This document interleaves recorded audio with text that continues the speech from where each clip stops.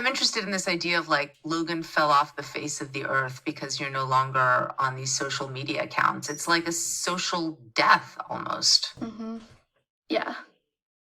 So you're suddenly in a world where the internet is not with you everywhere. And I think life without a smartphone is something a lot of us have fantasized about. I mean, I certainly have. And actually, it's kind of hard to imagine what that looks like. Can you walk me through what those early days without a phone look like? So I woke up early. I started waking up early. And I guess that was just like a side effect of not falling asleep with a phone next to me, like into the late hours of the night. Um, so I woke up and I would make some coffee and then I would have to get on my Zooms for school. And one thing that changed was I wasn't multitasking while I was in the Zooms. Like I wasn't distracted. And so rather than, scroll on Instagram during the Zooms, I started like knitting and crocheting during my Zoom calls. So it was like I replaced it in a sense. And then let's say school ends around 12, 1, 2. I do feel I started to like think more about. I've never been very good about like feeding myself, but I started to think more about food and like okay, like now I actually have to eat lunch. Like I can't just have some snack, and then I would have like 5, 6 hours to kill before dinner, and I would be actually excited about having dinner with my family, which I wasn't before because I was like, this is just taking away from my screen time. I started. I think at this time I really started making my own pants. Hmm. And so I started like doing this thing of merging two pairs of pants where I would like cut out these triangles and just like patch them together. And I got really into that. But I also I started reading, and so maybe I would spend the afternoon reading or doing some sort of art project.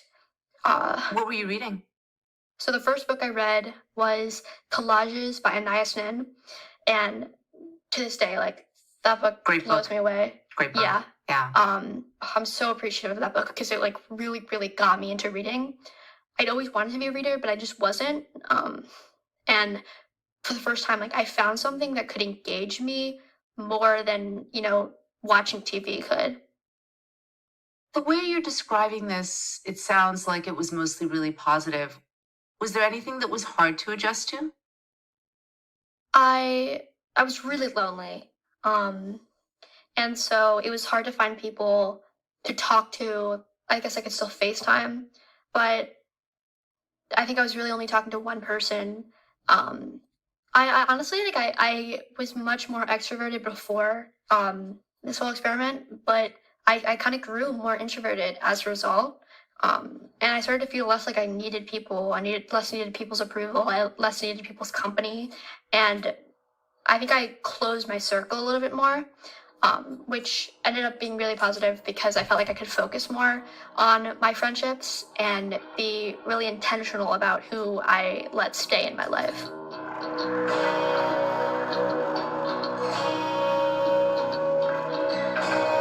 After the break, Logan starts the Luddite Club.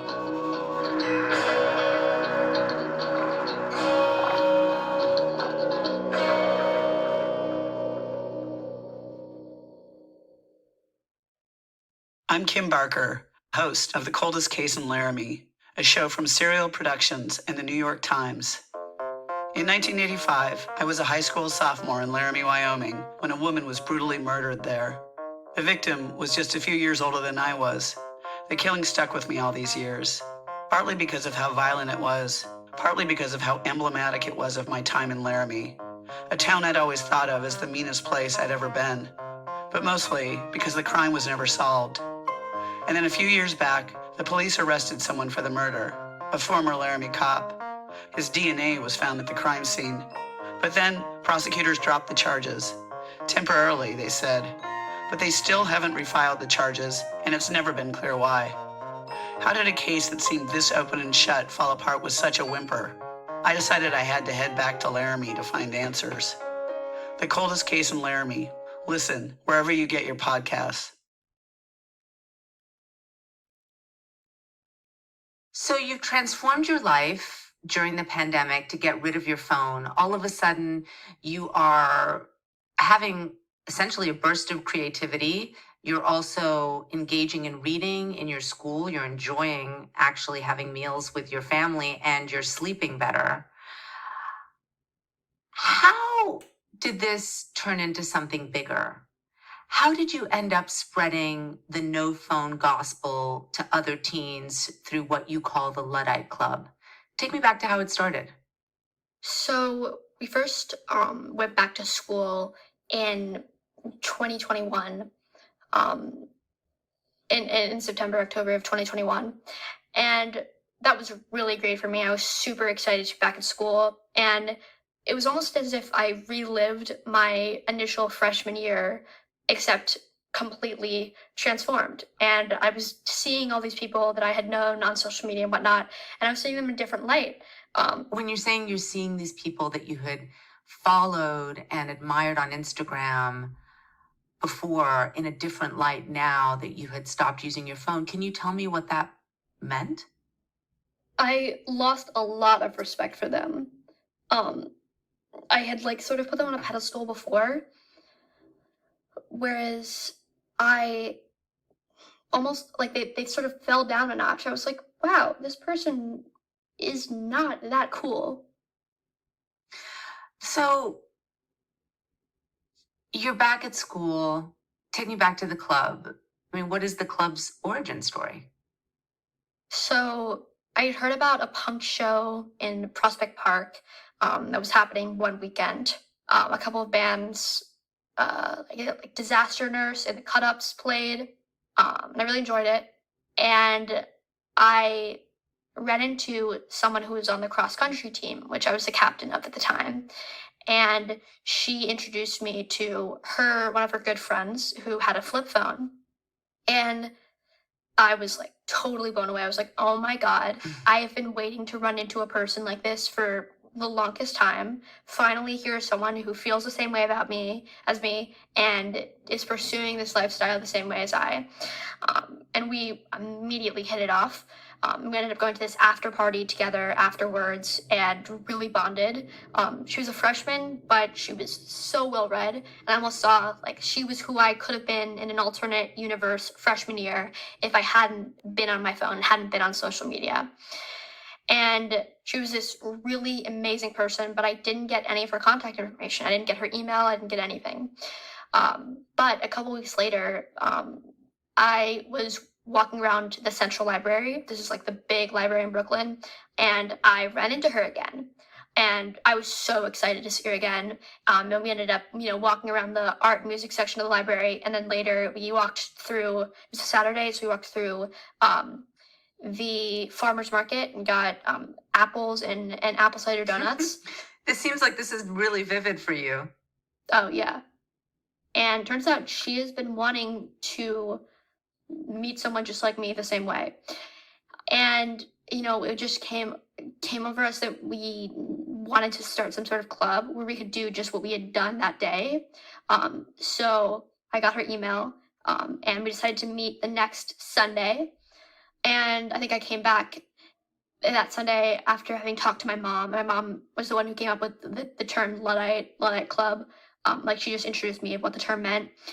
And so we had our second meeting. So your mom gives you the name the Luddite Club. For people who may not know what it is, can you tell me what it is? So a Luddite is a person who rejects technology. There's a lot of different forms, and throughout history there's been different variations of it.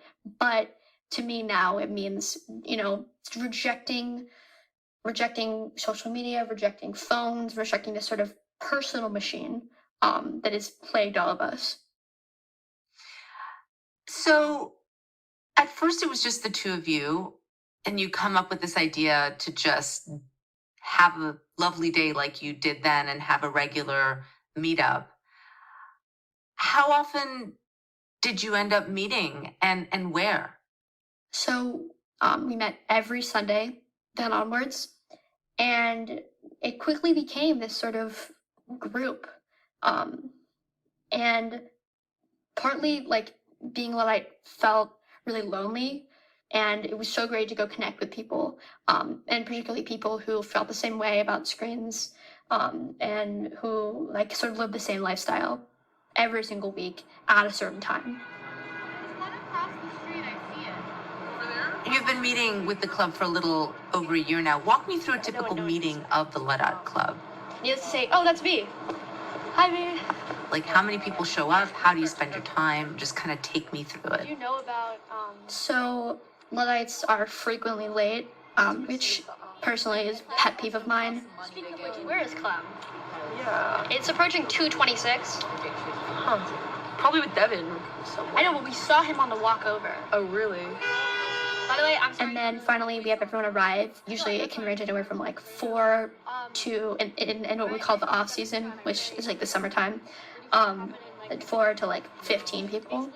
And then, whenever we feel everyone has arrived, All right, like, as soon as you lose, you know, people know they can. we go into the park, Prospect Park. There's an entrance right near the library. Yeah. We have like a special meeting place, so we go. You can if We all go and we sit in a circle. Regents, right? I don't know, that's all they're doing. The Luddite Club, as I think like one of the members described to me once, is like it's a combination of a bunch of conversations. If you like fail The juniors at Oh. my school are taking the English major. You talk to someone about how they're doing, and then you start talking about how you feel about a book. Okay, so it's basically like this theory that everything that will happen has already been set in place. Or like fate, basically. And then you start talking about how someone's feeling about being in school and how everyone makes fun of them for having a flip phone. But I don't know, I haven't gone back to my phone. Like, I turned it off and it's been off. So it's like a sort of interweaving conversations. I'd like to decide. Usually it's like an hour to 2 hours. Sometimes it leads into other things. Like this one time we went to the beach. Another time we went to our friend's pool. Another time we went to a Jeffrey Lewis concert. That was the longest Luddite Club. It was 12 hours long. I had a iPad and You had Snapchat in like the fourth grade. Yeah, I had everything. And It was like I was really it's just like a group of friends talking. but it did make me like kind of not have any interest for a few years. And all the while people are painting, people are sewing and drawing, and just kind of existing in nature for a little bit. happen in your life that like changes things. Yeah, what if someone does something to you and you react? You can't just like what if you are like I'm gonna react differently this time, and then you change your molecules. How do your molecules change? Do people show up who are skeptical? Everyone who comes like starts off as like a skeptical member. And they sort of hear the gospel for a little bit. Some stay, some don't. And eventually, like for people who end up staying, they come back next week and they're like, wow, I've been really thinking about what we talked about last week, and like I really want to make this big change in my life, or I've decided to get off social media, or I'm really trying to convince my parents to let me get a flip phone. And first Odile got a flip phone, and then Lola did, and Baruch did, then Max did, then Yona did. And so every few weeks, these people would come back and they'd be like, look what I got. And we would just continue on. We'd keep having conversations, keep drawing. And yeah. Has anyone ever tried out the Luddite lifestyle and then gone back? Yes. So interestingly enough, one of the first members, she was a Luddite for a little bit. She never got a flip phone. She just had an iPhone. But then I think she got a boyfriend, and she went back on Instagram. What was that like for you? It was really sad. I really miss her coming to Luddite Club. But I also feel like, people are there to make their own decisions. If that lifestyle works for her, that's awesome. And so I do feel like upset about it. But she's young, like she's a sophomore now. And maybe she still has time to see, or maybe she doesn't. Maybe she's like has an okay relationship with technology, unlike all of us. You know what I mean? Can you just tell me how the friendships that you've made in the Luddite Club are different from the way your friendships were before? Yeah, so the people I know in the Luddite Club, the way that I see them and the knowledge I have of them is completely offline. There's no premeditated Instagram knowledge, and there's no me knowing things about them that like they don't know that I